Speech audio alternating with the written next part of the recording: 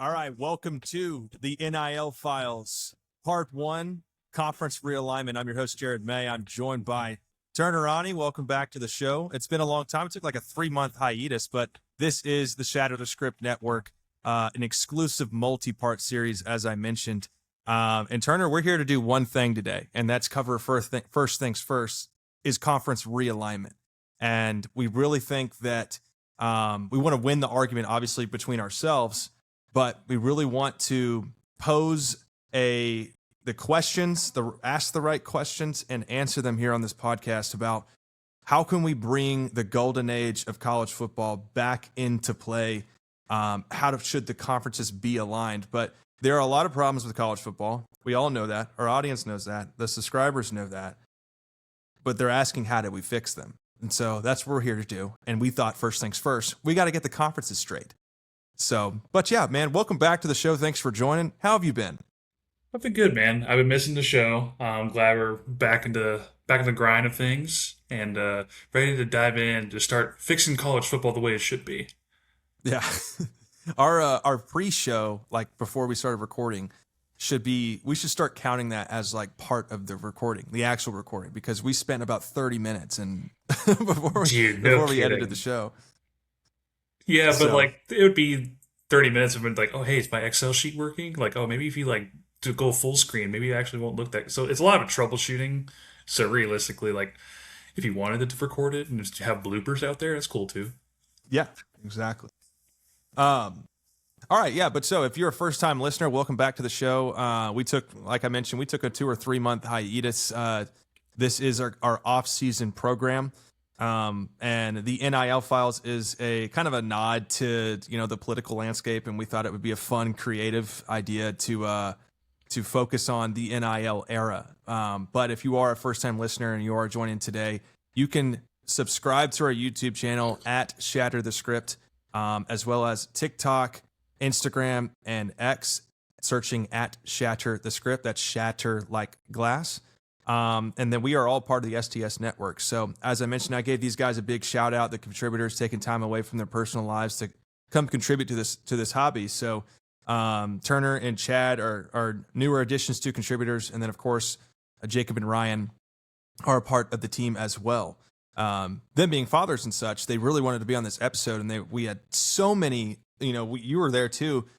Talking via text and even emails now. We've moved to emails now. It's gotten so repetitive and whatnot and important of talking points. But we talked a lot about what we should do with these conferences and specifically with a couple of, the independents or how do we geographically align, such and such. So I think first things first, we want to talk about who are in each conferences.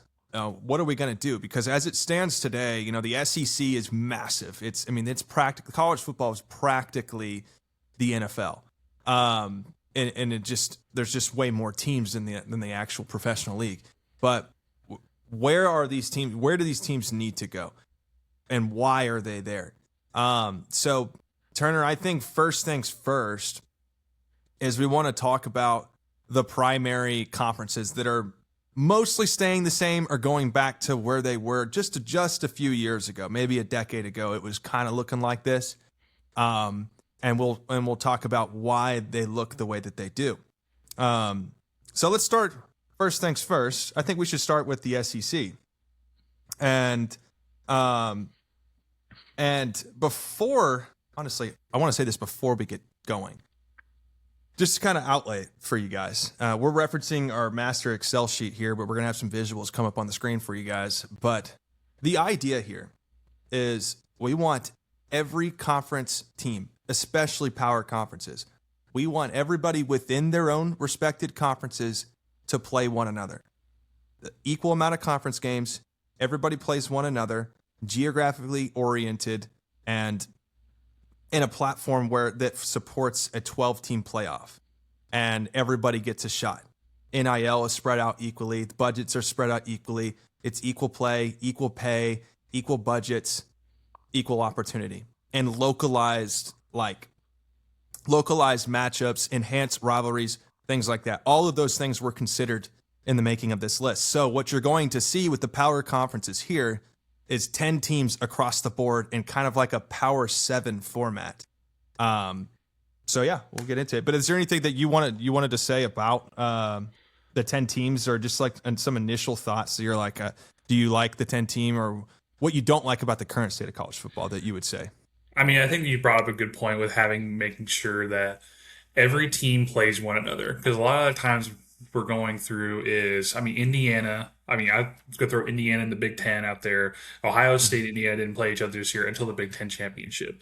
Now, realistically, you want to make sure you have 10 teams. That way, you have 9 conference games. When you have 9 conference games, that means everyone plays with another one seed plays a 2 seed, and if one seed loses, that gives the 3 seed an opportunity to play in the conference championship, because they played a bit like harder brackets, or however you want to phrase it. I think what we're gonna go or dive into, and what we're gonna like have a portrayable like future for. I think this is going to be something that I'm excited for. I think this will really fix college football. I love that we're doing it, other than like other people. I mean, I'm sure other people probably have it, but I think how we're doing it is just going to be fun. It's gonna be different, and I'm excited for it. Yeah. It's a brand new look. It's an old look for some people. Some people are like, I kind of put some feelers out there on TikTok to say like, hey, here's like a sneak peek of 3 different conferences. One being the Big Ten, one being, which we have questions about the Big Ten, and then one being SEC, and the other being the Southwestern Conference. But as we mentioned, let's start with the SEC, the Southeastern Conference. Again, 10 teams. So the SEC will consist of, and if you're listening, I'll read them out to you guys. But if you're watching, you have a visual up on the board.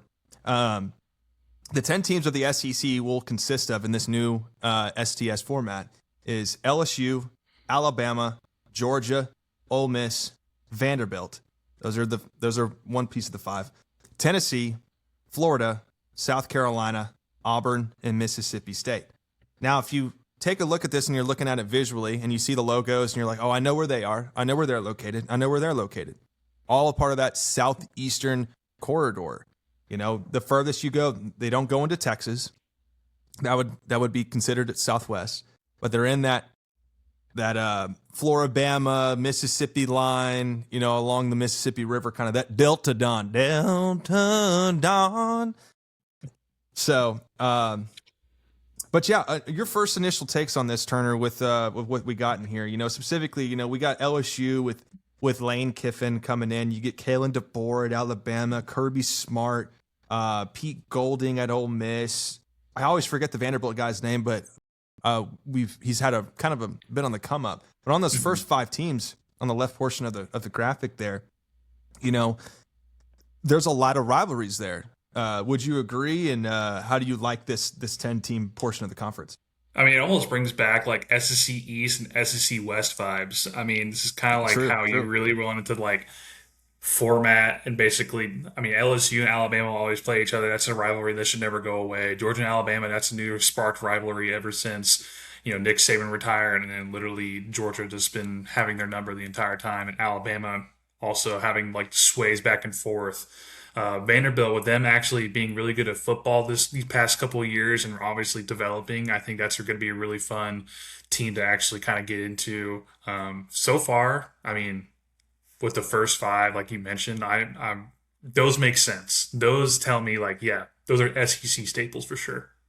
Yeah, and I like to emphasize key critical matchups that should happen every year. Currently in college football, Notre Dame and the USC are kind of struggling to get things back on the right page. That's been a long-standing rivalry that they're trying to reenact or renegotiate a contract to get those matchups set up and how to fit it in the schedule. But we saw last year this massive problem of, we got 25 teams in the SEC, and every year we flip home and away with, 7 or 8 of the same group of teams, and every year you play, or every other year you flip it and play some other teams in the SEC. I don't think that college football fans, as a majority around the world, want to see just a portion of the SEC play one another. I think what they want to see is all the best of the best of the best of the SEC have a matchup together every year that's on schedule. It's like LSU is week 2 versus Alabama. That's that long-standing Baton Rouge, Death Valley, Tuscaloosa rivalry that everybody misses, that they want to see every year and have it guaranteed to them. I can't wait for college football, because when LSU goes in there and plays, or when LSU goes in there and plays Ole Miss, Lane Kiffin going back to his old school, then the lights are on. It's a night game. Everybody's just amped out of their minds. And so, and also they're not traveling across the country to play one another. They're all kind of in that same time zone, very localized effort. Mm-hmm. That's something that's actually like a big point of what you're mentioning now. Like, I mean, think about it this way: Stanford is in the ACC. Like geographically, that makes absolutely no sense. Not just for even football that actually has the budget to maybe go do it. But what about women's volleyball, softball, or the hockey team? Like, they don't have the funds or the funding to basically travel all the way across across the nation. They probably could do it via charter bus, but it would take them 2 business days to get there. And so literally it just, how we're doing this, like you said, geographically, it just makes sense. And also, it still keeps that competitiveness, especially with the SEC. Like, these are staple SEC teams. I mean, we still have the Egg Bowl with Mississippi State and Ole Miss, Vanderbilt, Tennessee. That's still a rivalry, battle of the freaking state. Obviously, you still got the Florida Georgia line game. That's like that's a big one as well. You keep the Iron Bowl, Auburn and Alabama. Yeah, if you get rid of that, you're smoking crack. Yeah, quite literally. You're a college football hater. Yeah, quite literally. That's one of the most iconic moments of college football was the kick six. I mean, you take away that rivalry, you're basically just saying you don't care about the audience at all. Yeah. All right, flipping back to the second portion of the SEC, we talked about Tennessee, Florida, South Carolina, Auburn, and Mississippi State, and you mentioned the bowl games, or the miniature rivalry games being intact. But I think about this in terms of athletics as well as a whole. I know you don't really follow college baseball, but for those of you that do, there's a lot of SEC teams right now that are ranked, and no one's really complaining about that, right? Because that's a big issue in college football. There's 17 SEC teams ranked in the college football top 25. Everybody has a problem and says that there's SEC bias. And the NFL draft comes around, and so many SEC guys are getting drafted, so many Big Ten guys. It's the balancing of the scales that I had thought initially last year that due to talent, that the matchups were balancing in terms of scales. However, the conferences showed us in 2025 that there aren't a lot of balancing of the scales. There's still a major drop-off, and that's what we're trying to eliminate. But in terms of college athletics as a whole, you look at the baseball landscape of this, Vanderbilt, as long as I've grown up, has been a premier baseball athletics program. Tennessee with Vitello that left for the San Francisco Giants, they're not ranked this year, but they're at the moment, they might be ranked now. But they're a premier baseball player, like 30 plus wins this year. LSU's having a drop off. They've always been good. Georgia, I think, is in the top 10. Ole Miss is ranked. Mississippi State won a couple years back. South Carolina, Florida's always pretty good. But so in terms of athletics, this also enhances that category as well. Now, the only thing you have to consider in terms of baseball and other athletics is scheduling. There is a learning curve with scheduling, because I understand with so many teams and the baseball season being so long, that's a different topic. But in terms of football, which is what we're focusing on today, you get 9 conference games. So LSU would play everybody on this list. Mississippi State, everybody on this list, and go down the list. So on that second half, which you got, there's not really much else to talk about here. We just want to show a visual first. But, like you said, those rivalries are intact, and it really showcases the prime time programs. This is so exciting because I know we keep referencing this Excel sheet's has been a lot of fun to formulate over the years or over the months. And I'm sitting here looking at it and I'm like, holy crap. It just looks beautiful. When you're looking at it as a whole and you see all the teams and who they're going to, and you imagine who they're playing, and you do kind of a what do you call it? A practice schedule, a rough draft schedule, and you're like, what would it look like in 2026 if Texas A&M played the schedule that I give AI or whatever the parameters, and it spits it out, and you're like, holy smokes! 7 of their 12 games are premier. We want this to be a night game matchup. So here's the Big Ten. So with the Big Ten comes a big question, and I think we should get to it at the end here, and of covering the Big Ten, and then we'll maybe cover it more in depth later. But we want to kind of hint at it a little bit. So the Big Ten consists of Iowa, Ohio State, Indiana, Wisconsin, and Illinois on the first half. And then on the other portion, Michigan, Minnesota, Michigan State, Penn State, and Nebraska. Now, I think there's a big question mark surrounding Nebraska. And you might agree with this. They were formerly a Big 12 team. But again, we're focusing on the geography of these programs. And we also don't want to cause too much trouble spreading these guys around, going, you're going back here, your budget's going to be declined because you moved to a different conference. It's not about that. It's about enhancing localized matchups and rivalries. So you're still going to have your Iowa and Nebraska rivalry. You're still going to have your premier guys like Ohio State, Indiana, Michigan, and Penn State. You're going to have that Ohio State-Michigan rivalry. Penn State's going to be around. Indiana is now a premier program with Kurt Cignetti. Wisconsin used to be something. They got a new coach this year, from what I understand. You're also going to have that Michigan State-Michigan rivalry as well. So, but yeah, your initial comments on the Big Ten conference, which obviously is the Big 30 right now almost, but subsidizing it down to 10 teams and having these matchups here. What are your initial thoughts? I'm just glad that it's not the Big Ten East and the Big Ten West, because the one most annoying thing that was happening in the past years was that Ohio State, Michigan, and Penn State would always play each other in, like, I think the Big Ten East, and in the Big Ten West it was always dominated by Iowa. And then literally how they did the conference championships years prior was the Big Ten West number one, and the Big Ten East number one. And so while Big Ten East is just a bloodbath over there, basically Iowa was just like, oh, we play pretty much the easier side of the Big Ten. And so literally just be Iowa, and literally the Big Ten championship, they would get creamed by Michigan, Penn State, or freaking Ohio State. So glad it's not that.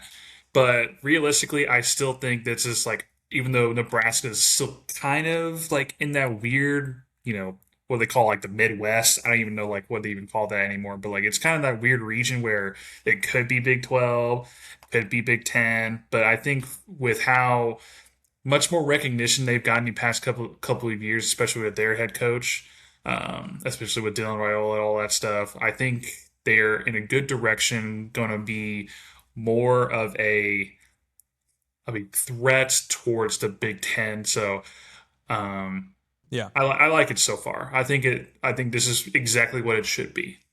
Yeah, and it goes back. We're going to sound kind of repetitive, but it goes back to what I said about the SEC. And you're going to agree with this too, because you mentioned it, I think, before we started recording. I'll let you say it between Ohio State and Indiana, but like nobody in the Big Ten that was important played one another. So when you got down to the conference title, it was, well, hold on, Michigan didn't play, blah, blah, blah, or USC didn't play them. And what if USC wins here and they're tied in the same record as Ohio State? And Ohio State didn't play Indiana. So you were talking about that before the episode started, that, those matchups didn't occur. Right. So, like, literally, I mean, think about the SEC in this way. Like, everybody was dogging on A&M last year because they feel like they had an easier SEC schedule. You're like, oh, you played Missouri, you played Auburn. You're just like, okay, well, like, SEC schedule is still SEC.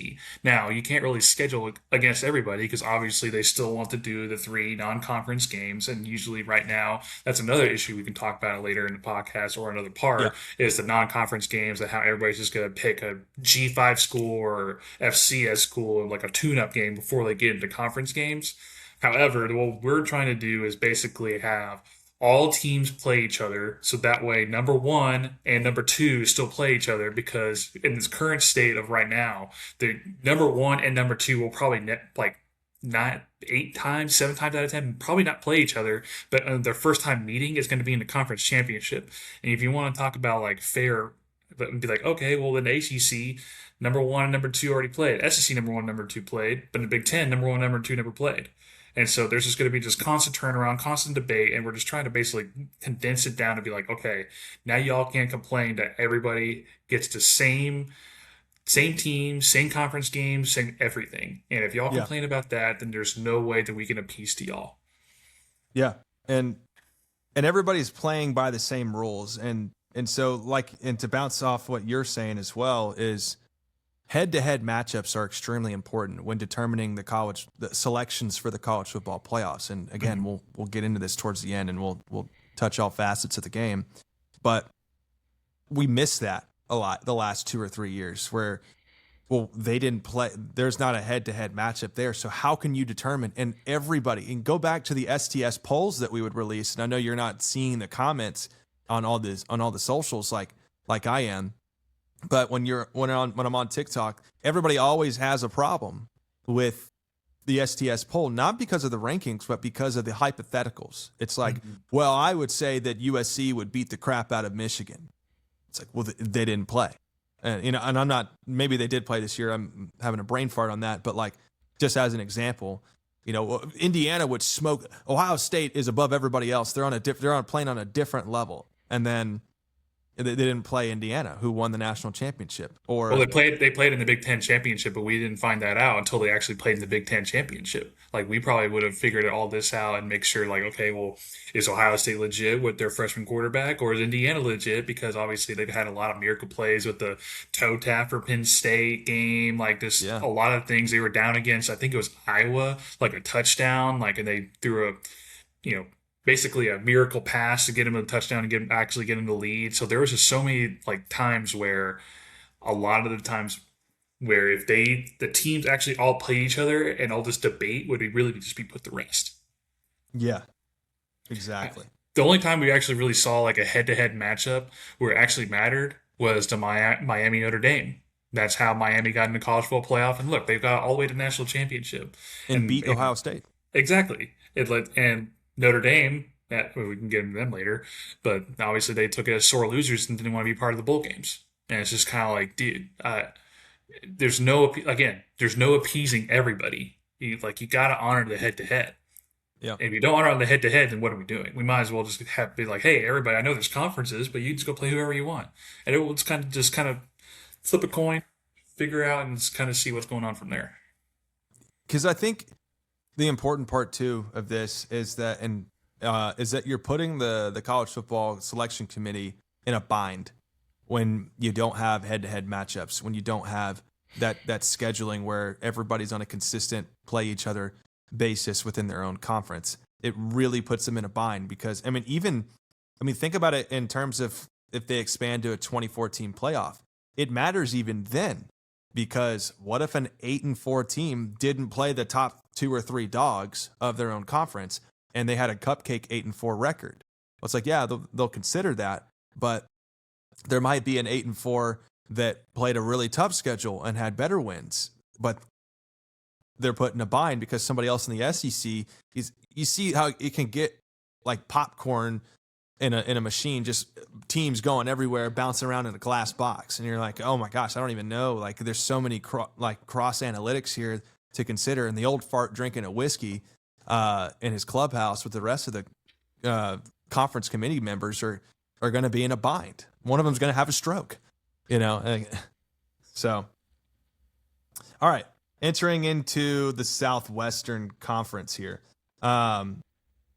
So the Southwestern Conference is my personal favorite because it's kind of like a hybrid version of the Big 12, but with an enhanced budgetary, non-restrictive Lone Star feel to it, with and of course the addition of Oklahoma teams.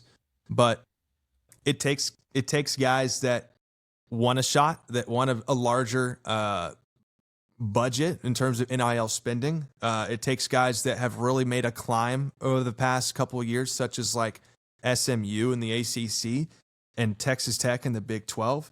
And it takes guys like the Red River rivalry, like Texas and Oklahoma, who entered the SEC and really quickly made a name for themselves. And of course, that's due to the NIL era.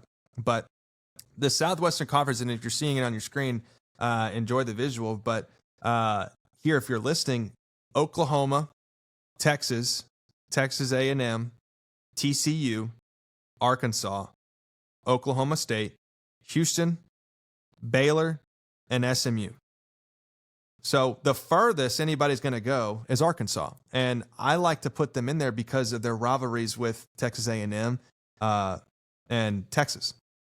And honestly, I went back and forth so many times between keeping Missouri or putting Missouri in here or taking them out. But in terms of like Group 5 teams entering the Southwestern Conference, there really wasn't another Texas team, so you kind of had to make Arkansas and Missouri are in that gray area where it's like, do you want to keep them in the SEC? Do you want to put them in the ACC, or do you want to put them in the in this conference? So it made more sense, in my opinion, to put in terms of like television and entertainment and primetime shows to put Arkansas in here.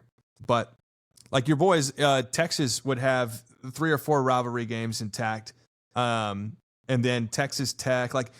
I just feel like the Lone Star Initiative here really puts a big old howdy into college football. And that's not to pun the Texas A&M Aggies and how we greet one another, but it's like,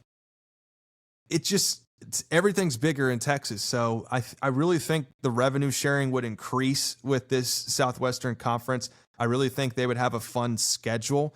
You know, I kicked around with the Texas A&M schedule quite a bit, and it was, like I mentioned, really, really fun to look at in terms of our platform. But yeah, your initial thoughts on having like the Lone Star Initiative here and having all these teams centralized in the Lone Star State. I think it's great. I mean, you still have the Red River rivalry, like you said. We have Texas A&M still playing each other after there being a drought for like what 10+ years of not playing each other. Even though they're both on the SEC now, this would still continue that rivalry there. You know, you always see even A&M has like shirts of like, oh, I saw them off. You're just like, dude, like y'all, we haven't played y'all in years, and all of a sudden, anyway, yeah, rent free. No. 3-0. Anyway, Arkansas, I still do like it because I'm pretty sure you can still get in-state tuition from Arkansas if you're still living, like if you're native to Texas. So like it kind of just works out perfectly for all that. Oklahoma State I like, SMU I like. A lot of the teams that are Texas based, like SMU is pretty much relevant. Texas Tech made a name for themselves this year. Houston's kind of off and on a little bit, but realistically, like you have 4 or 5 teams here that are just kind of like these are like legit teams. Like a lot of the times that I don't know what I'm going to try to say here, but anyway. But it's competitive, is what you're trying to say. That's pretty much what I was trying to say. I've had a little brain fart there, but it's information overload. it is information overload. I look at 3 different conferences. I have an Excel sheet on my left, and I have no idea what I'm looking at anymore.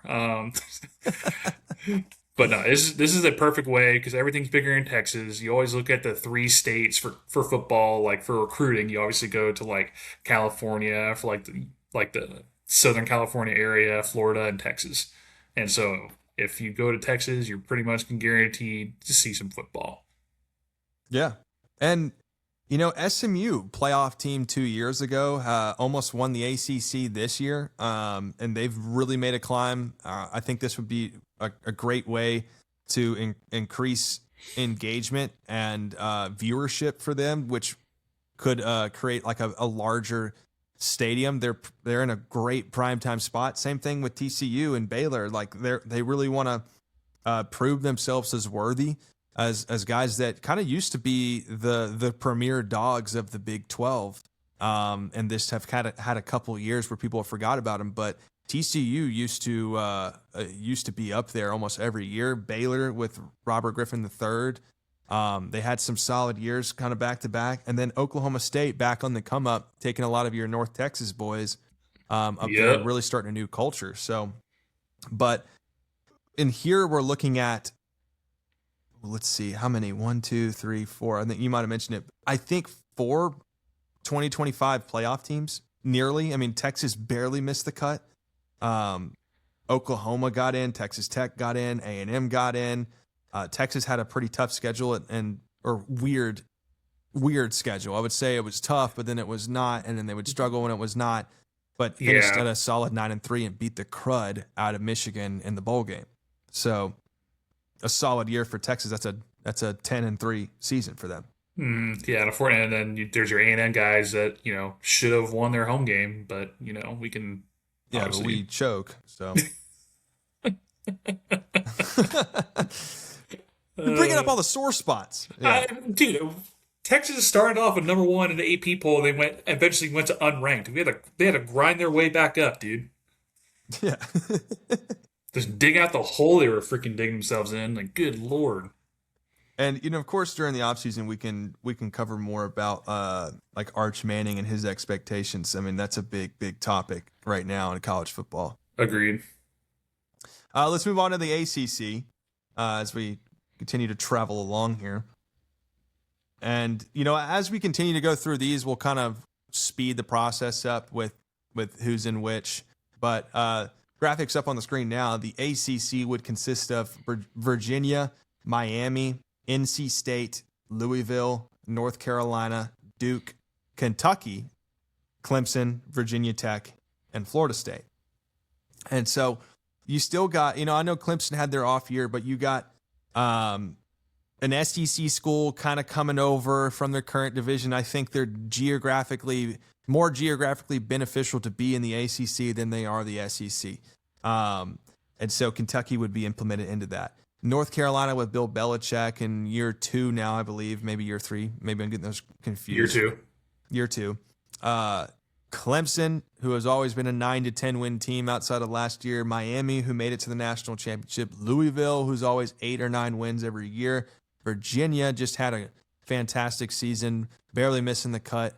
I guess in the playoffs and the ACC, or they were in the ACC conference title that lost to Duke.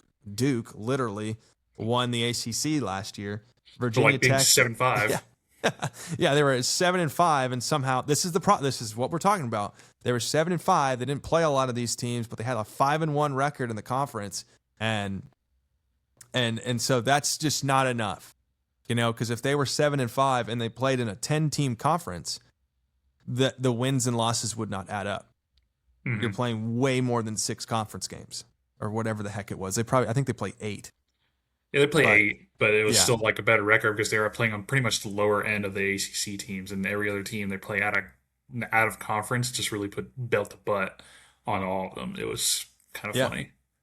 And I like this again because again we're going to kind of repeat ourselves, but there's a lot of potential in this division because especially, just looking across the board, there's a lot of excitement especially with Virginia Tech. There's a lot of what's James Franklin going to do? That's a premier environment at Virginia Tech. Super cool traditions at their stadium. And so I think this is going to be extremely enticing for ACC fans and for football fans in general. Agreed.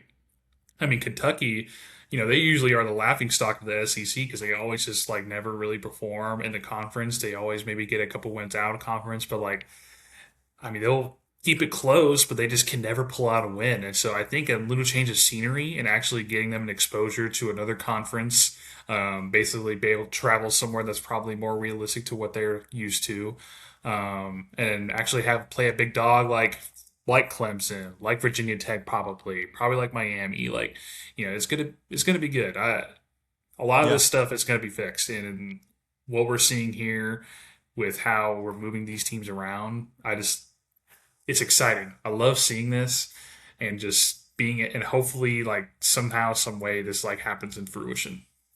Yeah, and in terms of college basketball, you look on the bottom right corner and you've got North Carolina, Duke, and Kentucky all in the same division. Yeah, those are usually powerhouses for when we play basketball.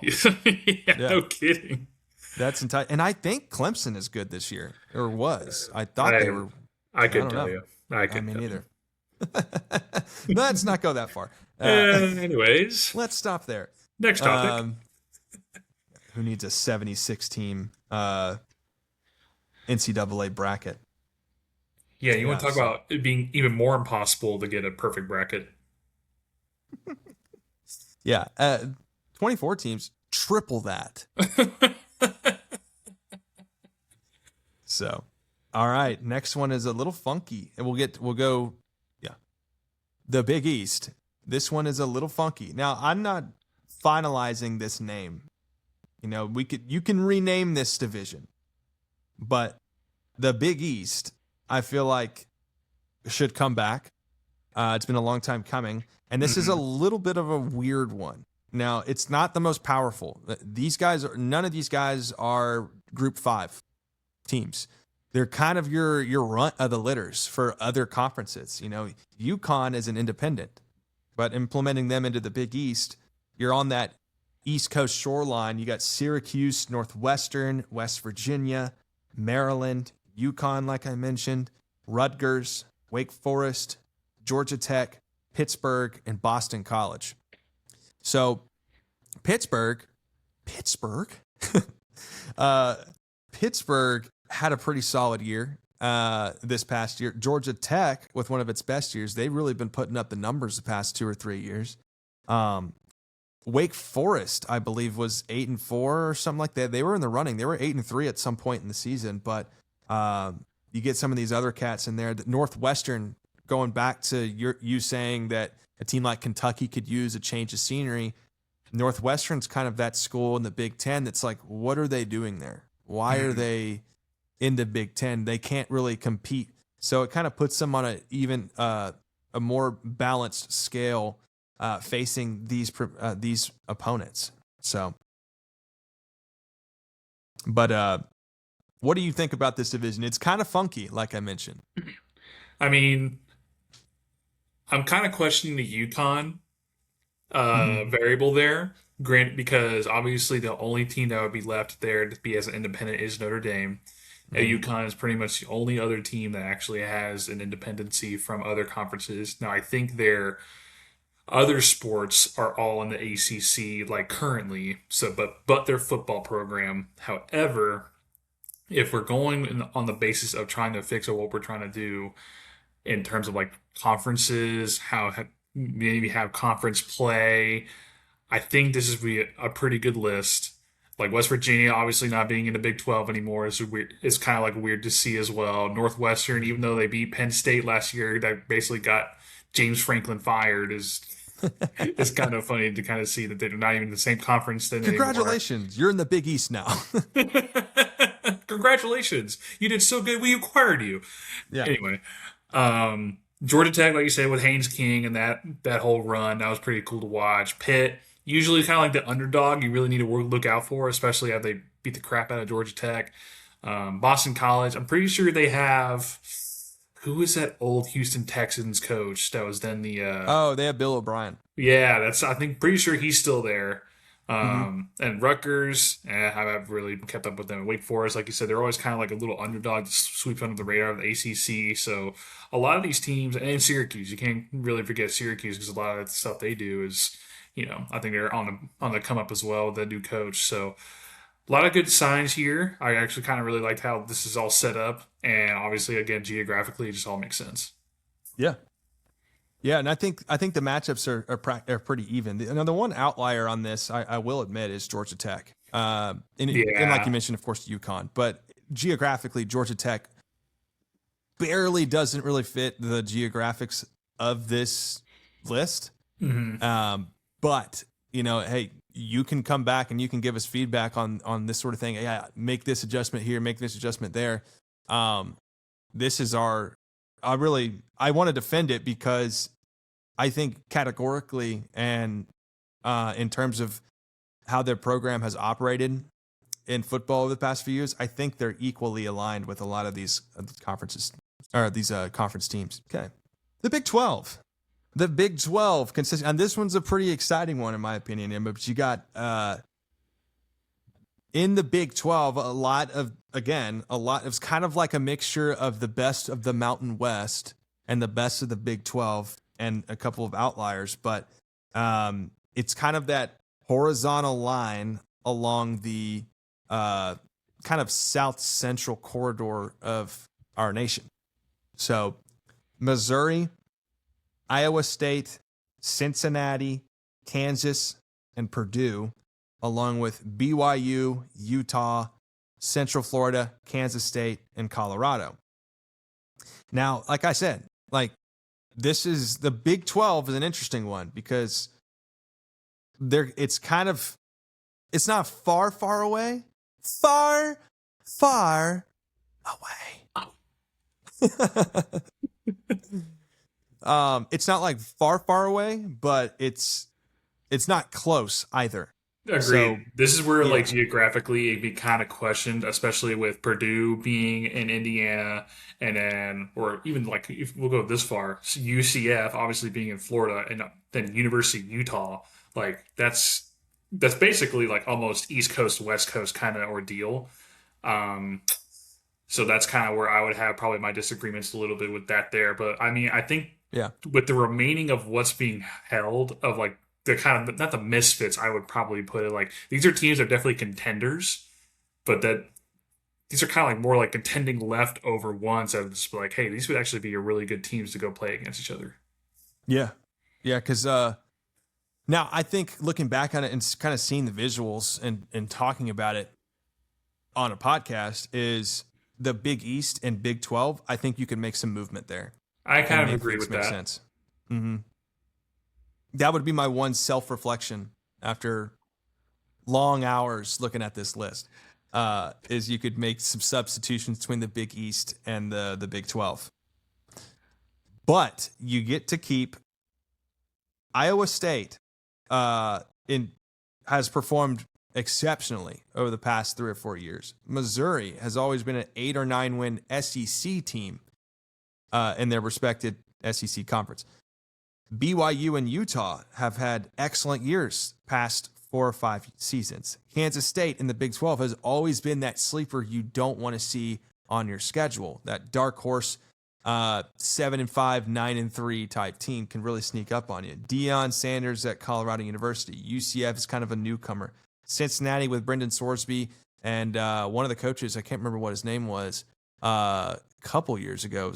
I can't remember his name. It started with a C. But they were pretty good. But anyway, there's a lot of potential here, and I think these, like you said, these matchups are enticing. You know, you're still keeping the holy war intact between Utah and BYU, the Battle of the Mormons. Yeah, obviously the Kansas State rivalry that's still alive and intact. The only one that you probably need to look out for is Iowa State, because I'm pretty sure they recently lost their head coach for him to go to Penn State, and so how their contention is going forward. Obviously, I haven't really kept up with who their current head coach is at this point in time, but if Iowa State continues the trend that they've been doing, they're usually pretty dominant every single year. They are always some team you got to look out for, and so we'll see how that plays out. Now, last but not least, I believe there might be one extra one. We'll see. Last but not least, the Pac-10. And I think we could have brought this towards the beginning, but in case you're lolling asleep, I'm just kidding. You know, of course you're not. But in the Pac-10, I think is an excellent conference geographically. I think this one hits the mark. Like, because this is the mountain. Again, you can play with the Pac-10 and the Big 12 and steal from one another. You can technically do that, but this takes Washington, the state, California, and neighboring states and packs them all into one. The Pac-10, the Pac-10. So the Pac-10. No, I was kidding. Oregon. So let's start with we'll start with the teams. And if you're listening, of course I'm reading them off. Start watching it. Oregon, UCLA, Washington State, Arizona State, Cal, Washington, Arizona, USC, Oregon State, and Stanford. Now, in a perfect world, Stanford would have another Andrew Luck, and everything would be all right in the world again. But in this world, you get a playoff team like Oregon, Washington, who has been a pretty successful team within the Big Ten, have had some really good years. Arizona and Arizona State have been balling out in the Big 12 the past 2 years or so. And then USC has always been a premier brand. And so having all of those in the same conference is, once again, extremely exciting and enticing. And there's a lot of entertainment there, and there's a lot of rivalries still intact. Agreed. And you still have the geographical, like, integrity to a lot of these here. Like you still have Arizona that's pretty more towards the like a kind of like a mountain than like Pacific as well. Like you're usually mixed with that. You got Oregon State, UCLA, USC. That's a really big rivalry as well. That's a like, huge rivalry known. Washington State, Washington. Like a lot of these teams, like I said, geographically makes sense. I mean, this is pretty much what the Pac-12 used to look like, and at that point, it made sense until all this stuff happened where the Pac-12 just pretty much imploded and just It's went to the coming back. wayside.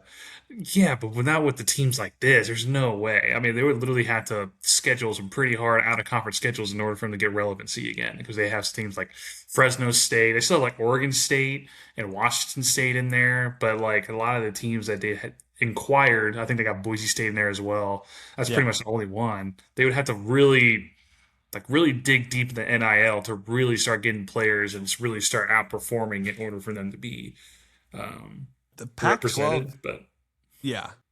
The Pac 12 currently, like the brand new one that's coming in 2026, correct. is basically a groups of teams that are almost, but not yet, group of 5 teams.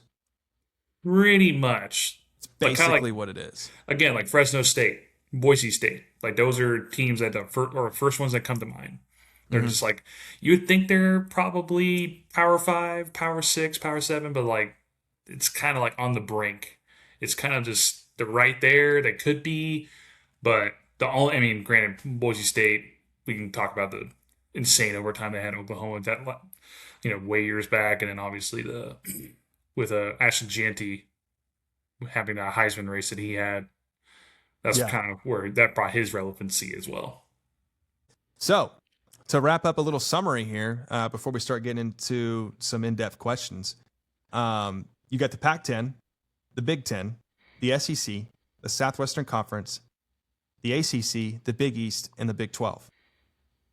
And so, I think first things first, kind of diving into this, I think we need to talk about Notre Dame because Agreed. people are going, where the hell is Notre Dame? And Jared, you're on TikTok and on the socials and stuff, and you're talking all this mess about Notre Dame should join a conference. And let's get into the dilemma here because Mm-hmm. as it stands currently, Notre Dame's the only independent on this conference realignment, but there's a question mark next to them because we talked about this via text message, and Ryan and Jacob and you and Chad, we kind of like we had a great discussion about it, Agreed. and because we had differences of opinions. Ryan seems to think that Notre Dame, he's saying, why not put him in the Big Ten? And I'm like, well, that's great geographically because Notre Dame's in South Bend, Indiana. They would have a really good conference to join. However, it would uneven all the teams. Mm-hmm. The Big Ten would have 11 teams in it. And so we wanted to avoid, my opinion on it is I wanted to avoid having those head-to-head matchups kind of like excluded in one conference because you're either way, whether you put Notre Dame in a conference or keep them as an independent, they're still kind of a nuisance. And so looking at it from that perspective, I'm going, okay, if there's 11 teams in the Big Ten, but 10 across the board in all the other power conferences, then what happens if there's a scheduling mishap and we don't get the head-to-head that's necessary?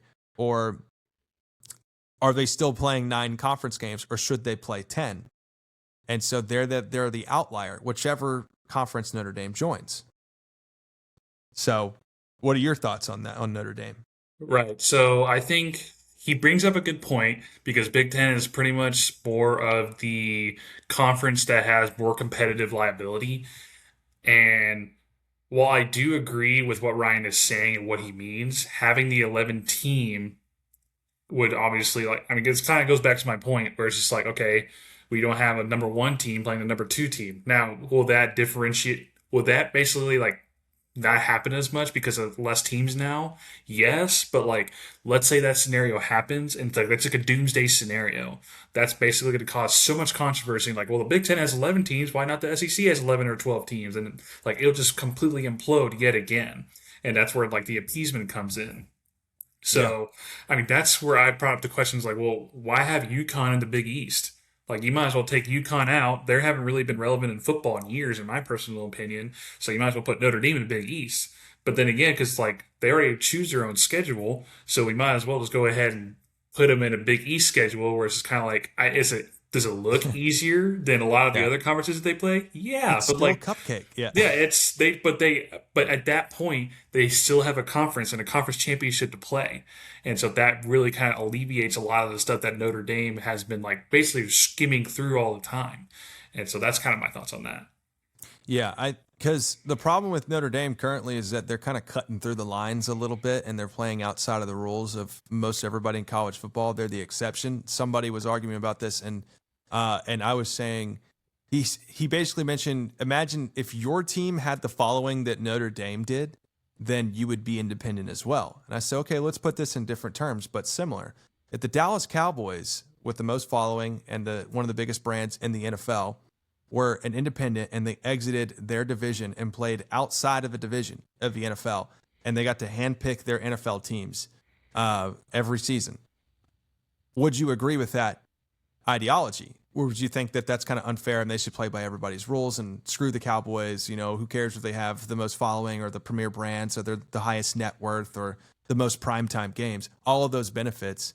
And yet they're also strategically aligned schedule-wise to make the playoffs every year and have this weird like, oh, well, here comes the wild card or here comes the playoffs.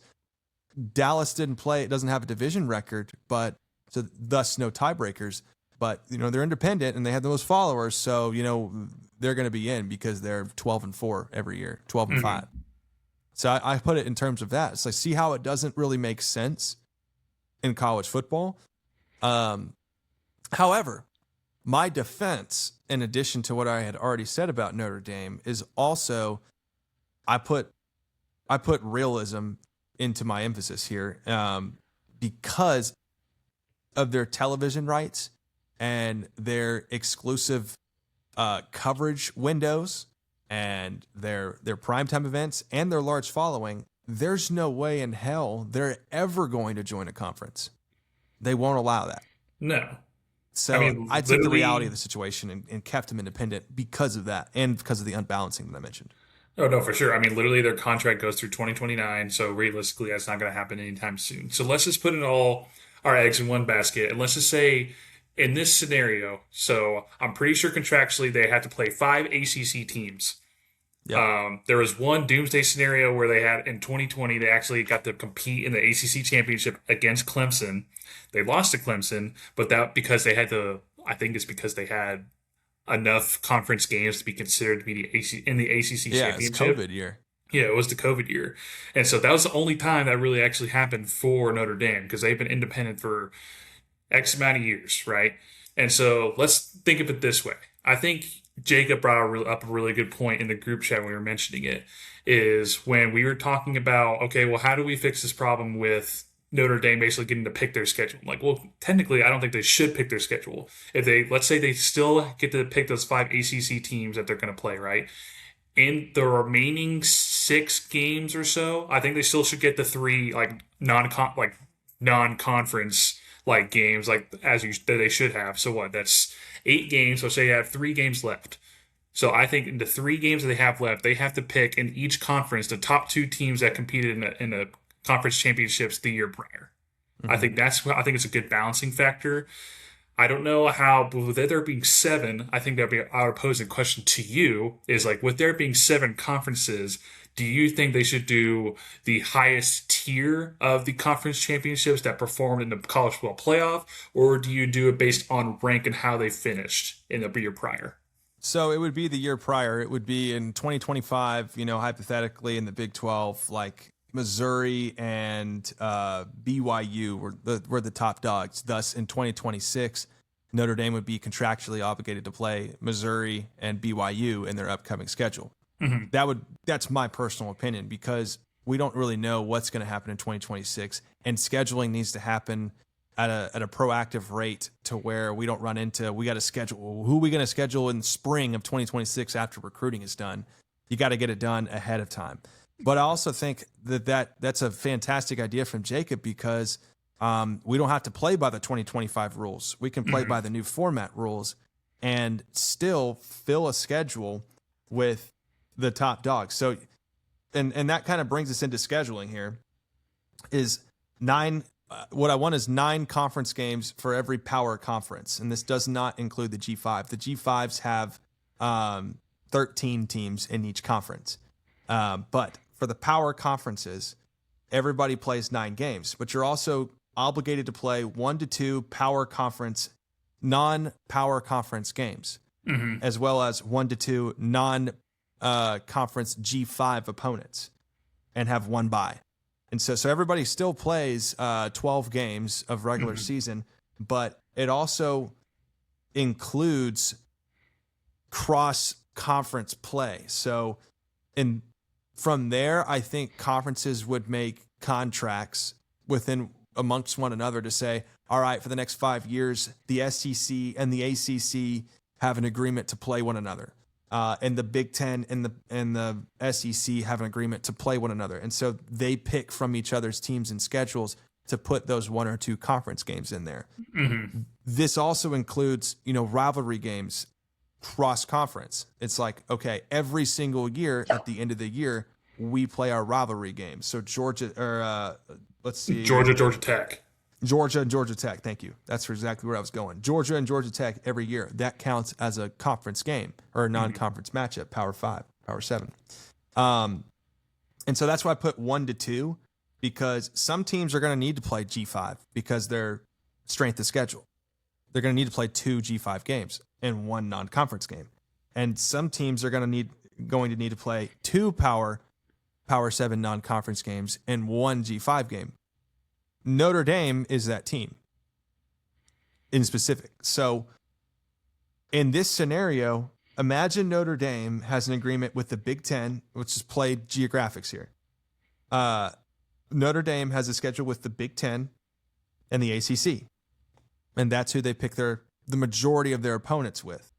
So that's consummated of, I don't know, roughly 8 games. And then they play 4 other ones. And I don't know what's your opinions on this too. It's kind of where I was meant to go to this format. What I meant to say is they play the top 2 teams of every Power 7 conference. And that's nearly 14 games. So it's like, you can do it that way, or you can make conference agreements beforehand and play 5 or 6 games and then pick from the remaining top 2 like we talked about. Right. So based on my understanding of what you're trying to say is Notre Dame would be the only team that actually has to. So like if there are 12 games in total, there's 9 conference games for each conference. 2 of them needs to be a group of 5, and then 1 has to be a non-conference power. But the only team that has to have the 2 non-power non-conference power team would be Notre Dame. Yes, Notre Dame would be the only team that would play 2 non-conference power games. Gotcha, because that wouldn't include the Big Ten and the ACC. If that's what we were trying to do for like the conference games, right? Yes. So they would probably pick from the ACC, Big 12, or whatever that goes from there. I think I like that because realistically, like I said, if we're going on still going through the trend of they have the 5 contractual ACC games they have to play every single year, I think that actually helps them in the scenario with like, okay, you have 5 ACC games, then you have a contractual agreement that you have to play 3 Big 10 games because obviously geographically that just makes sense. And then the other that leaves 8 games. That's 8 games. So there's 4 games left in total. So maybe you still give them the 2 G5 games if you really wanted to, as well as 2, or you can probably do 5 ACC games, 4 Big 10 games, and then 1 G5, 2 power conferences. Right. So I think that's what I would like to see as well, because that just makes sense. Because like if you want to be independent, like yeah, you can schedule the teams you want to play in the ACC or the Big Ten, but you're going to have to work for it a little bit more with only 1 G5 and then 2 of the power conferences. And they're going to be like, well, why did everybody else get these G5s, like, well, you pretty much because you get to pick your schedule. You can pick. I mean, didn't they have a Yeah. controversy where who was the team? Was it Ohio State? Yeah, Ohio State had like rested their players the week before the Big Ten championship or stuff like that. It's just like it just that can't happen. We have to have every game matter. If every Yeah. game doesn't matter, then what are we doing? And I'm seeing if I did a Notre Dame schedule here. I don't think I did. I think I I don't just think you did A did. and M. Yeah, you did A&M only from based on what I'm seeing. Yeah. But like to put in perspective, and everything you said is I think is a great idea. But to put in perspective, Notre Dame should be playing USC every year. So Agreed. that's already one Pac-10 game. They should finish the series with Texas A&M because it's split 1-1. That's a number 2 game. They should play at least one G5 game. Play Tulane or Boise State, whatever you want it to be. And then, like you said, 4 Big Ten, 5 ACC. You got yourself a schedule.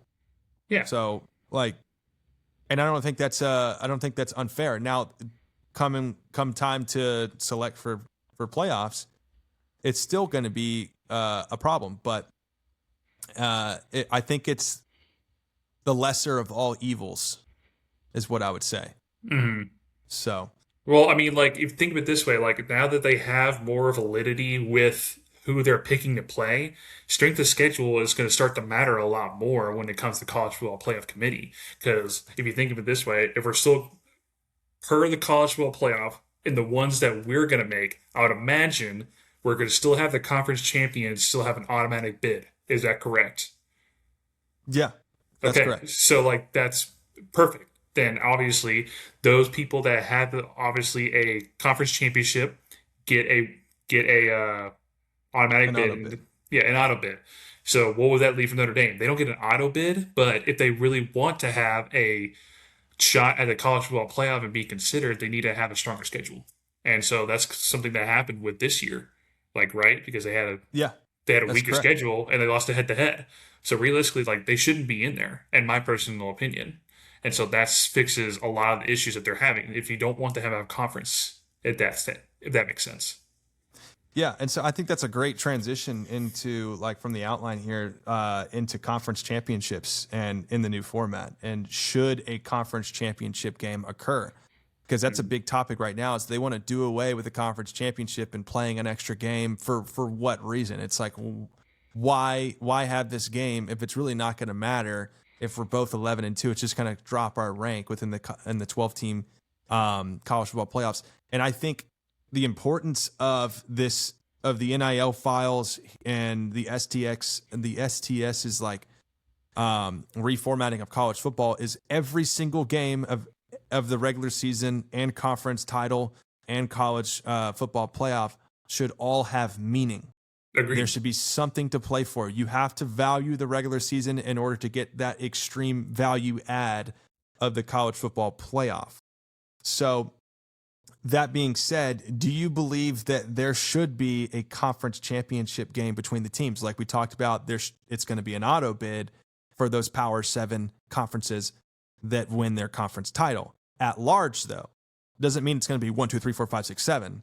It could mean that if, like we saw this year, the ACC is kind of a drop-off year, but one of their guys won their title game, and they're 10-2 or whatever. Yeah, they're in, but where are they ranked? So it's like the consensus sport thing. But yeah, what do you think? I do think that having a conference championship game should matter, and I still think it should occur based on what we were saying that with an auto bid. Now, obviously, there's probably some strategic way of doing it. Like, okay, well, I mean, I kind of was thinking about like A&M in a sense, right? When they lost to Texas, you kind of thought to yourself, like, well, why do they lose that bad? If you really kind of like outside looking in, like third world, like just way out there, it kind of helped them in a sense because they didn't have to play an extra game that also prevented the injuries from the people that are going into the college football playoff. So like I kind of do understand what they're saying with like, okay, well, if we play an extra game, that means more of my players could possibly get hurt. I mean, I might lose my quarterback, I might lose my star running back, and yes, that does make sense, but I still think that if you have a conference championship and the higher the rank you are, obviously, like if you're 12-1, your only one loss is to like another team or another conference game earlier in the season. I don't think that should matter because obviously you're going to be higher ranked when you win the conference championship. Now, if you're, let's say, like you said, they're 11-2 for both teams going to the conference championship. Obviously, the one that wins gets an automatic bid. But like, depending on how you played that game, that really should help your case when you're being thought of for the college football playoff. Yeah. Like let's say Alabama kept it close with Georgia, 28-24, and Alabama's 10 and Georgia's 3. But if you kept it close to the number 3 team in the nation, you're just like, okay, well, like, shoot, this is what guys we consider to be one of the best teams in the nation right now. If you're keeping it close, and obviously you should have a high consideration to be in a college football playoff, and you shouldn't be punished for, having to play an extra game. Now, this is where it kind of gets weird because we only have 12 teams in this college football playoff, and there's 7 power conference championship games. And so, should we need to consider maybe bringing that down to like, do all 7 of the power conference champions need to have an auto bid, or do we have only highest ranking 5 conference champions? Yeah. So that's the key there, because if we look at a team like we look at a conference, the new conference like the Big East. Right. It's like, all right, like I get it. Those teams aren't going to be, they're not the strongest of the strong. Every single other conference that we have listed on here has some dogs in the fight. I think the Big East is that one outlier. It's like, all right, well, Georgia Tech and Pittsburgh once again.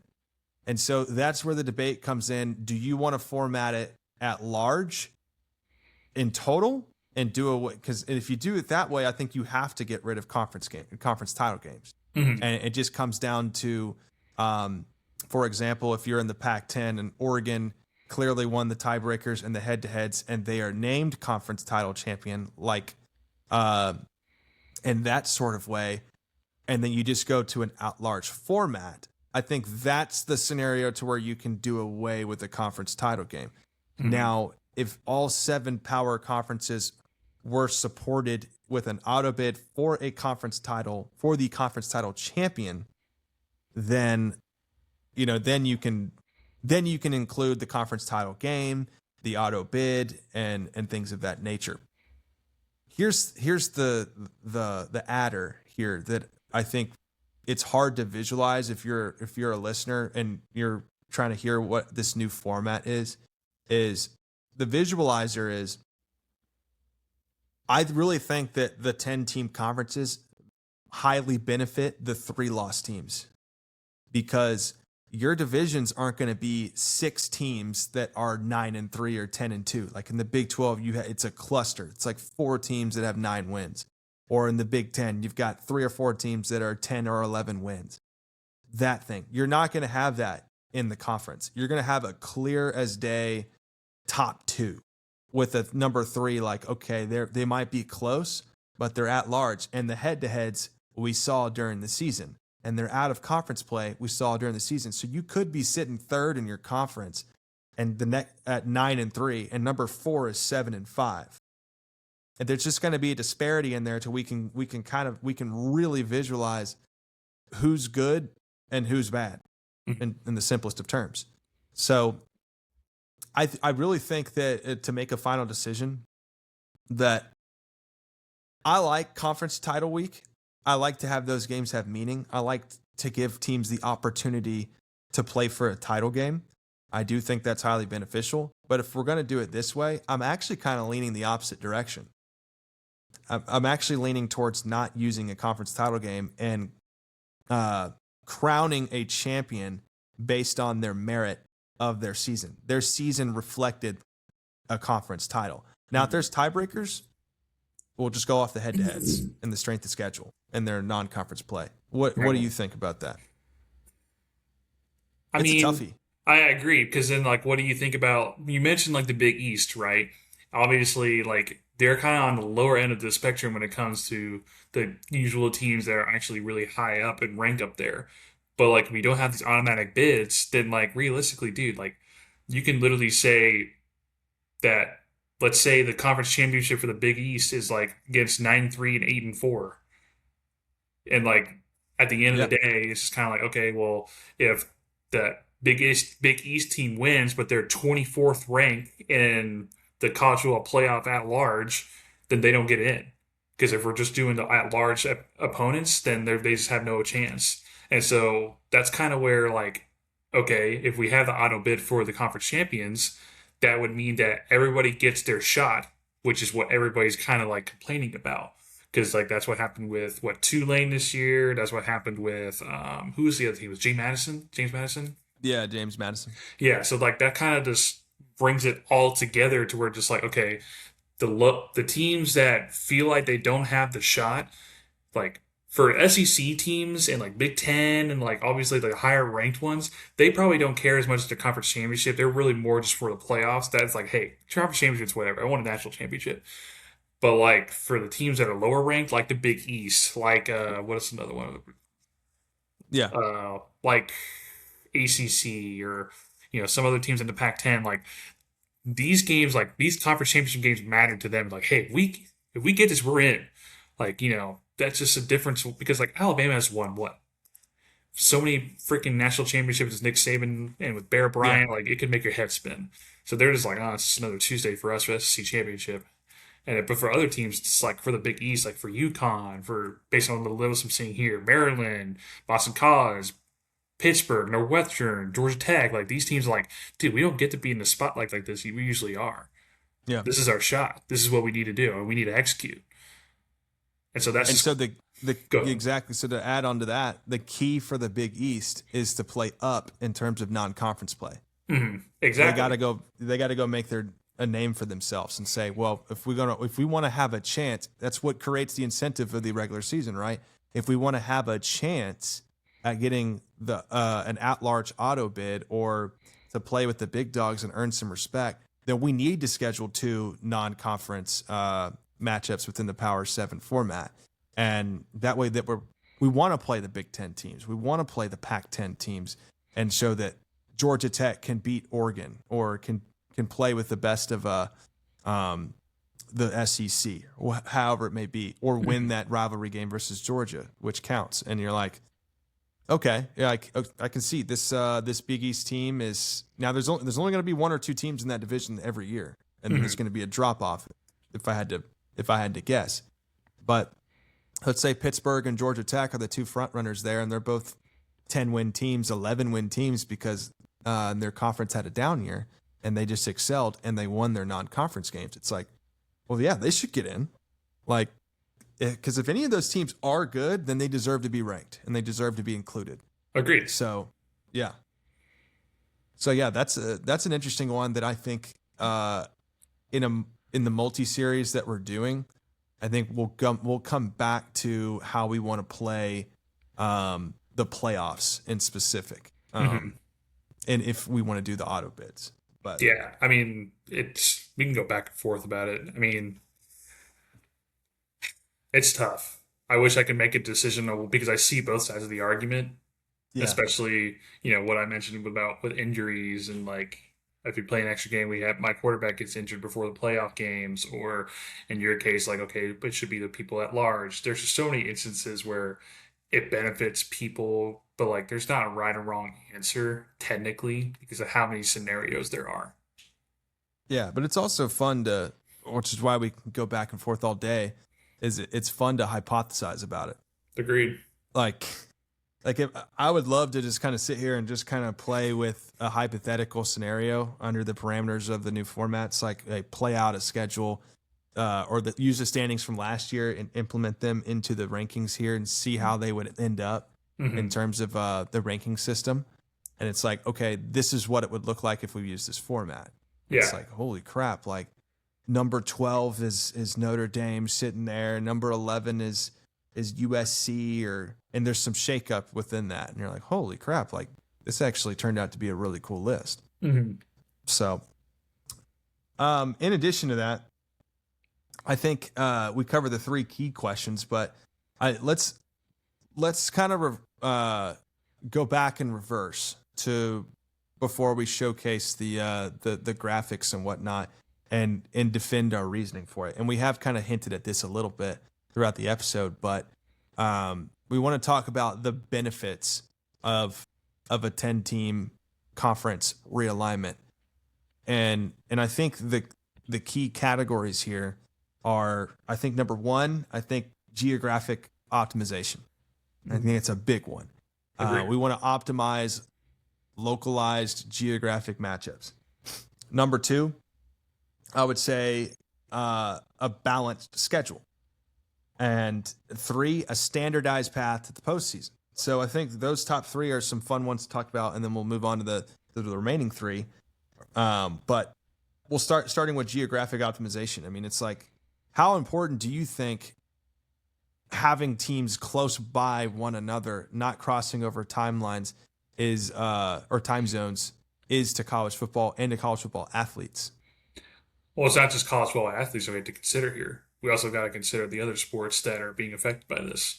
Like, I mentioned Stanford traveling all the way across just to go play in the ACC. Like, yeah, football has the funding for it. They can fly on private jets all they want. But what about the teams that have, like, the softball girls or the hockey team and, like, all this other stuff that, like, it just, like, football can take care of itself with how much revenue they generate because it is just a massive sport. Look, I love this sport. I could watch it all day long. I don't really watch a lot of the other sports, and I wish I could say I do and like watching them, but it's just like the only other ones that probably have the financials to like, or finances to really like travel across is like baseball and basketball. Yeah. Maybe. But like if they're not good, then they're probably to cut the funding to put it back into football that's actually winning and actually performing. So, but then again, like you said, time zones is also part of it. Like, okay, well, what about if you're playing in Texas, you got to go play up in Colorado, where the elevation is completely different from what you're used to. Yeah. Like instead of like the localized geographics, where it's just like, okay, I play another Texas team, I play another Texas team. Hey, it's hot, but we're down in nitty gritty. We're both hot. Yeah, we're both. Yeah, literally. And especially with Colorado coming down, you're just like, oh, I'm only used to 70-degree weather up here, and like, and actually can barely breathe, and just the condensed air down here, all the wind, and all this other stuff. Like, I don't want to say level playing field because that's not really what I want to go after with like my point. But it just makes sense for how we want to put the conferences in a way that makes sense for everybody. That way, it's not just affecting college football athletes, but it also affects all the athletics for each team in general. Yeah, and I think another thing that just kind of popped in my head is fan travel. Like, that is also a very fantastic point.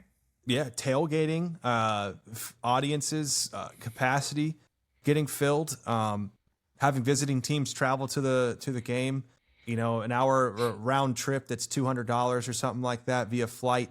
I want to go watch my son play. No parent, you use the Stanford one again, no parent wants truly can afford or oftentimes afford traveling across the country to go play some regular season game for your 5-7 Stanford Cardinals. And it's like my son is playing, but he's playing in Connecticut. And you're like, what? Like, you're in California. What? It's a week 4 game at 11 a.m. and we got to go play Connecticut. I guess I'll just watch the home games, son. It's like, or you can be in the Pac-10, and half the teams in the Pac-10, if I'm not mistaken, are in California. Yeah, UCLA, USC, Stanford, in California. Yeah, so you can literally just drive to those. The only difference between the Southwest Conference is that, okay, Texas, now to go all the way to Lubbock, you can drive 9 hours in Texas and still be in Texas. So, so that's the only. So you can talk about the geographical shit there, but like but again, you're in the same state. And so a lot of the stuff, like even Arizona, I don't really think Arizona's that far of a drive or a geographical difference for California between the two. Yeah. So I didn't even think about the fan base and like all these kids, like, hey, you get some tickets for the family members you want to come at the game. You're like, well, my parents can't travel; they don't have the money for it. Because have you seen these gas prices? Like, just like there's no point. But also in the area, in terms of collecting NIL, like optimizing the NIL platform, like in terms of the industrial side and donations and alumni, you're still like choreographed in the same area of the country. So it's almost making money for the economics portion as well. Mm-hmm. And I was going to say something else, not along the line, not necessarily. Oh, recruiting. Recruiting wise, you're recruiting within your own region. You don't have to, you can still do the things that they're doing now, but there isn't going to be a focus on buying the player from across the country to come to here. You can still do that. But I think from a localized recruiting standpoint, Georgia boys are going to play at Georgia, and Pittsburgh guys are going to play at Pittsburgh. And of course that might not be the case, but in its free will in terms of recruiting, and it's that portion's always going to be a wild, wild west. But I think there is a benefit to having a localized conference to where if you've entered the transfer portal, your family doesn't have to take a big toll. You know, it's the stuff you really don't think about in college football that help the sport, I would say. Agreed. I mean, like, let's say, like, oh, really want to go to University of Texas because that's somewhere nearby my family. But, like, obviously, now look at that. You have Texas State that's nearby. I was like, okay, well, like, maybe I'll go to University of Houston. That's still the same conference. That's still somewhat nearby. That's probably, what, 2 or 3 hours away from home. Like, my parents can come visit me all the time. Like, just a lot of these kids, like, have just so many family stuff and they're family oriented. Like, hey, I just really want to be close to home. Yeah. And sometimes, like, dude, I even like look at Close to dynasties. moms. Yeah, close to mom, so I can get a Moms. freaking. I mean, that's like realistically, that's just a lot of the driving factors for a lot of young kids these days is being close to home. And can I blame them? Not really, because like when I first moved out of college and I was at that like in St. Angelo, I was just like, I hate it. I want to come back home. And as soon as I moved back home, I was like, all right, now I'm ready to like be more of an adult and actually spread my wings a little bit. You know what I'm saying? I'm a peacock. Yeah, let me fly. Yeah. So I agree with you in that standpoint there. Yeah, and so I think the second part, and we kind of touched on this a little bit, but is the balanced schedule. Mhm. I think the architecture of that is important, and we've already emphasized this quite a bit throughout the episode. But 9 conference games, all within your own conference, emphasizing the head-to-head matchups. So I really think that point there speaks for itself, but we don't see that in the current day of college football. Thus, we believe it's important to reemphasize that in the new STS format. Agreed. And so I think a balanced schedule takes care of itself. It makes it easier on the commissioners. And if you could think of any other beneficiaries, I don't want to take them all up, and then you'd be like, "Well, I don't know." But if you have any other ones, yeah. No, I mean, I think we really kind of nailed a lot of the talking points for a balanced schedule throughout this entire segment. I mean, we talked about 9 games. We don't have to worry about number one not playing number two. We actually get a game conference championship of people that we actually know have won the head to head, and it just kind of covers all bases. And so I Yeah. think what we've talked about in this point, we've already discussed, and I'm good with it. Yeah, and that speaks for itself with having a standardized path to the postseason. Mm-hmm. You know, that it's kind of goes hand in hand with the balanced schedule. So Agreed. it's an easy streamline to the postseason in our format. So this is kind of a weird one, but I mentioned the economics of it all with NIL sustainability. I think the key point of emphasis on that is that within each conference, I really truly believe that there are similar to like. So I work in industrial distribution, so it's like we have tier 1, tier 2, and tier 3 type vendors, and they all have, tier 1 being the highest and tier 3 being the lowest in terms of what they have to offer, what they have in stock, or how good of a product is it, things like that. This is a cheaper product in tier 3. This is a more high grade material in tier 1, and I think we have that in college football today. Is we look at a conference like the Big Ten or the SEC, and we look at the top half, and it's like, man, it's so top heavy. It's like there's 3 or 4 really lucrative, exciting, competitive teams, and then there's just a drop off, like done. And I think with the conference realignment and how it sustains NIL is it gives everybody again you're not competing across the country for NIL donations and alumni and player pay for player structures. You're in your own state. Mm-hmm. So I really do think that helps balance out the scales within everybody's conference and say, SMU is going to have the same budgetary capabilities as University of Texas. It's up to them how much they can spend it. And that's going to be fair game. But having equal opportunity in every conference, I think, is huge. So you're saying in a sense of just having like the NFL, like a budget cap, essentially. Yeah, exactly. Like everybody's got 25 million to spend, basically. Or what you can put any number on it, but yeah, you're on the right track. Yeah, but the only thing is like, okay, but like, are a lot of these teams really producing that kind of revenue to be able to produce, like, have that budget cap that in relation to, like, University of Texas, like, they're spending more money than they're like making out of their ass. Like, it's insane how much money, especially with SMU. I mean, that is just literally rich people central. And then, but if you go to a team like freaking, I don't even know, like Boston College, they didn't really perform them well this year compared to other ACC teams because it's just like, I don't feel like they don't have the NIL funds compared to the other ACC teams. I mean, look at Clemson. It kind of. That's a good point. You're keeping me in check there because now that you're explaining, I'm like, well, what I'm saying, it can't be even across yeah, because it can't be even across the board because, like, at that point, like, you technically can, but then there'd be a lot of bitching. Oh my god! Like I mean, we're raising this amount of money. Houston's not even close. They produce half of what we do. I mean, but like, granted, like, there's a lot of. I'm sure, like, before all this NIL stuff, they were paying players under the rug all the freaking time. So, like, technically, they could still do it.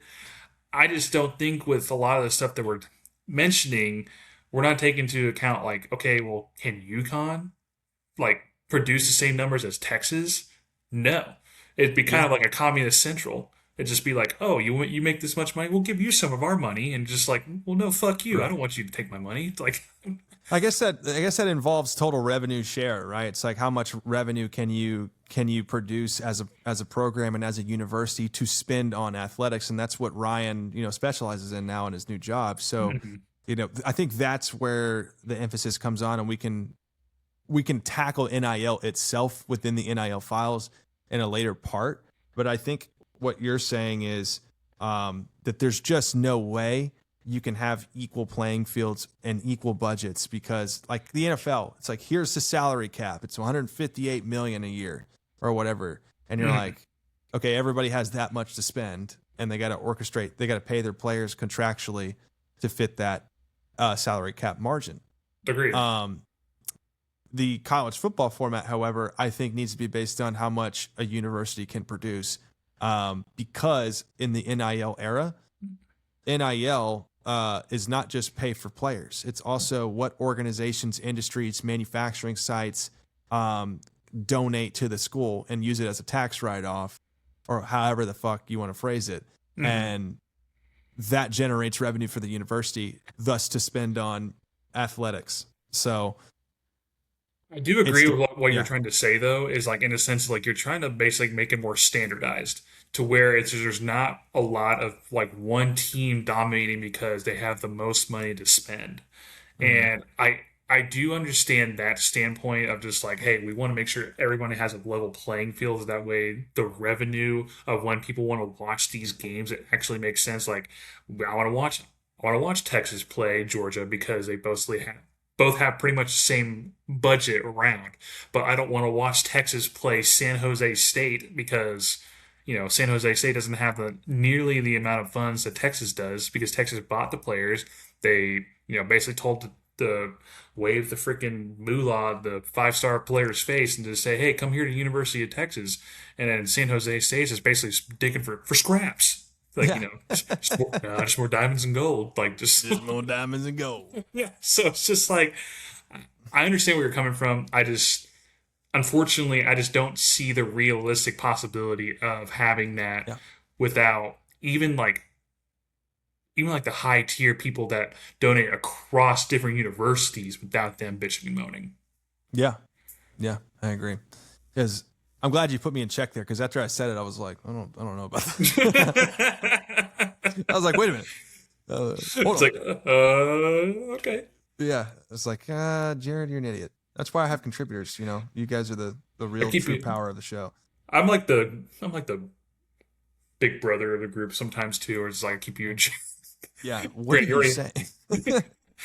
Jared, you want to repeat that for Yeah. the Say that again, just the way you said it. very slowly, intricately, and then reevaluate. Carry, carry the one minus Oh two. my God. Okay. I think the last piece of the pie here, and then we can wrap it up, is the last point I want to bring up is I just think about it in terms of outside of the sport, carrying a pacifier in my hand. Sorry.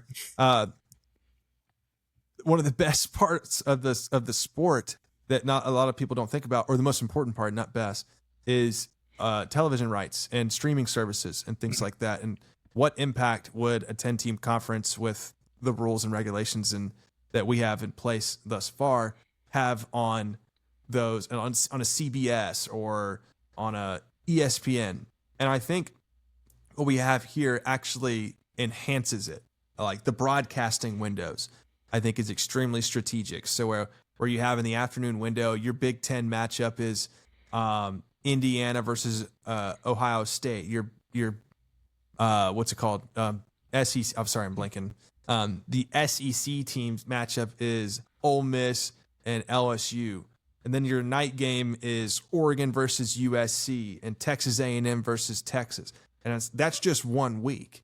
And so then you have rivalry week, and then you have your non-conference play games. I really do think it would enhance like broadcasting windows to where you're looking at like every weekend, you're like, holy crap, like we got a decked out college football schedule this weekend. So I really do think that would be a beneficiary.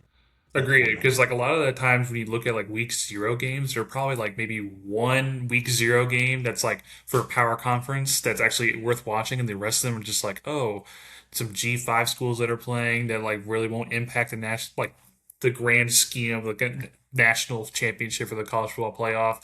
And then even week one, you'll have teams just like, oh, we have that G5 team playing here. But like this is where we talked about when we have a non-conference power seven game where like okay, I mean I'm looking at your example here with A&M schedule, right? A&M playing Notre Dame as their first as a week one schedule, and then they want to play a conference game, you play SMU. That's still a pretty good game to play away at SMU, and then play a home game against Arizona State, which is Yeah. non-conference power game. Arkansas, it's a neutral site for that's a conference game. TCU conference game. Oklahoma conference game. So it's just kind of like a lot of this would just make sense and entertaining to watch. I would watch every single one of these games.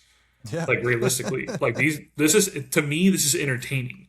Like I would if Such a cool schedule, dude. I'm just looking at it, I'm like, holy shit. Like, I, it's so cool. I mean, dude, just looking at it now, I'm like, dude, I don't.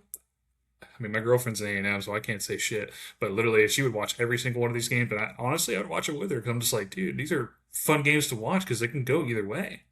Yeah.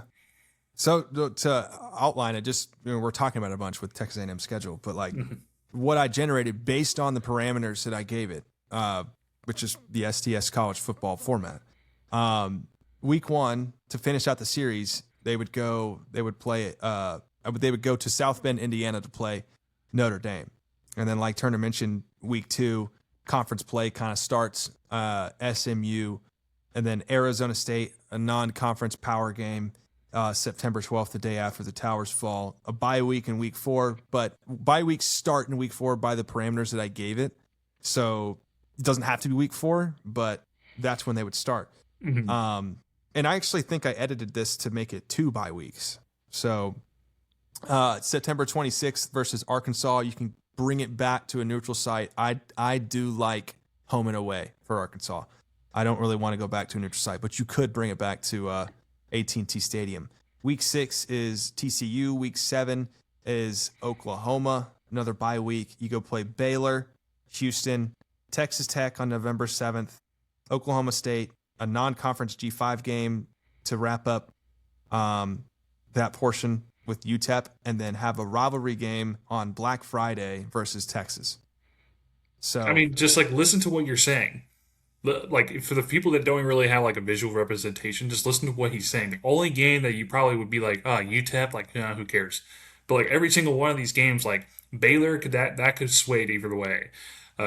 If you play away at like Houston, that could go either way. If you play away at Texas Tech, that could like go either way. Like there's just so many games where, like you just don't know how it could sway unless you really know that this team is actually dominant. Yeah.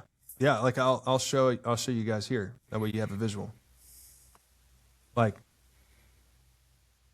if you're seeing it on your screen right now, I mean, I put it through Gemini or whatever through AI, but that's what it looks like. But just I like to look at the schedule as a whole and go, what does this look like? As I want to see what week are they playing? Are they playing? When are they playing Halloween? What's the Thanksgiving game? What am I doing during the holidays? What's the opener? It's like, dude, you've got some premier matchups on here. Notre Dame was just missed the playoffs at 10-2. SMU was 8-4, 9-3. Arizona State has a really good coach. I believe they were 9-3 last year. Arkansas is a rivalry.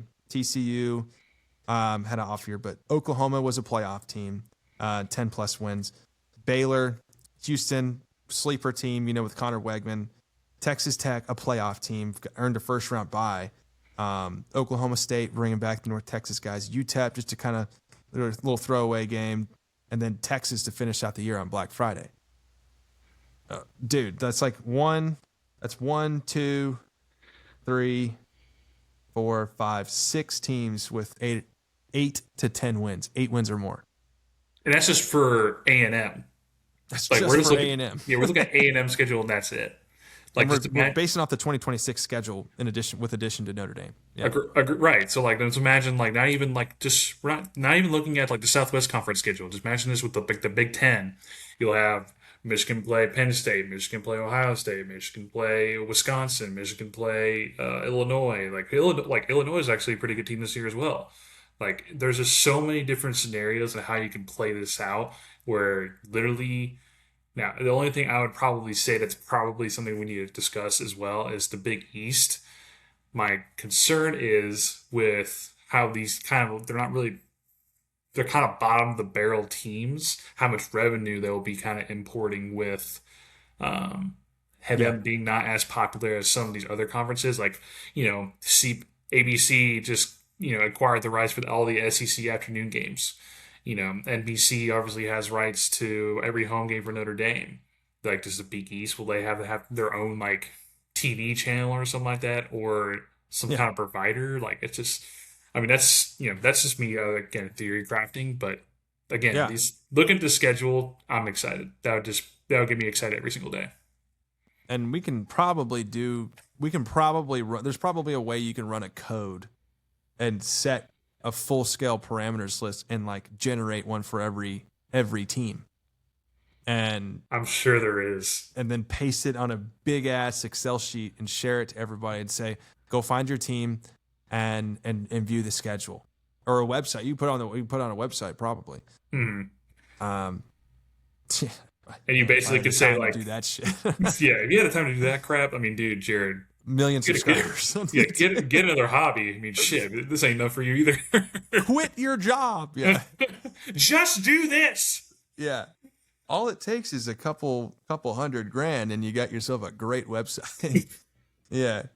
So, but yeah, dude, I think we covered all facets of part one for I think what we believe is the most important thing is getting the conferences right. And so as we continue that throughout the off season, we're going to dig into NIL. We're going to dig into revenue sharing and how to pay players and how they should be, how many years they should play, or how can the G5 itself, we want to get into, should they have a separate playoff or should they have an auto bid? Who's playing how are the G5 schedules going to work? We're going to get more in depth with the college football playoff selection. I mean, all that sort of stuff. It's a 5 to 6 part series on how to fix college football. So a lot to cover this offseason. It'll be some enticing stuff, something juicy that leads up to week 0 to where we can start talking about way too early top 25 STS polls, predictions, and all that fun stuff. But we're like 4 months away. So I can't wait. I'm 7 or 8 episodes. Yeah. 6, 7 episodes. 6 or 7. Oh God. Yeah. Fuck. Oh jeez. But all right, yeah. If you made it this far to the episode, thank you guys for staying around. I am really proud of this episode, and I appreciate Turner you joining. I think this was a one small step for STS and mankind. But you can subscribe to our YouTube on @ShatterTheScript. We don't ask for any money, nothing like that. It really helps our platform grow as an independent. The more you subscribe, that we can get more visibility and get this message out in the best way we know how, organically. And then in addition to that, 30 to 60 second clips or so are releasing on, YouTube Shorts, Instagram, TikTok, and then commentary on Twitter. And you can search @ShatterTheScript on those as well. And you'll find the golden logo with the STS logo on all those platforms. So give us a follow, share with your friends if you enjoyed this, and you guys have a blessed rest of your week and a great summer, and be safe this upcoming Memorial Day. And we will probably see you guys after Memorial Day for part 2. We're probably going to record every 2 weeks for these things. So, all right, Turner, excellent job, my friend. It's been a pleasure. All right, y'all. I will catch y'all later.